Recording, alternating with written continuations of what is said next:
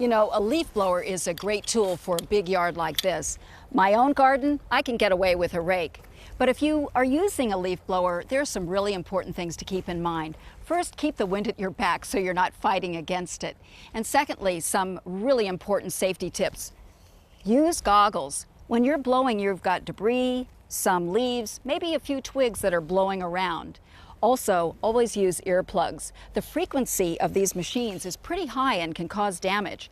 Especially the more powerful gas kind, they really do a lot of damage to your ears if they're not protected. Make sure that you have enough clothing on. Closed-toed shoes, gloves, and cover your whole body, again, because things can blow against you and you want to protect it. One of the most important things that a lot of people don't think about when it comes to using a leaf blower is etiquette.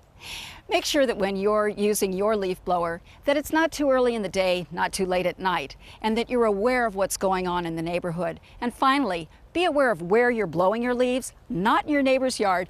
Just keep everything right in your own.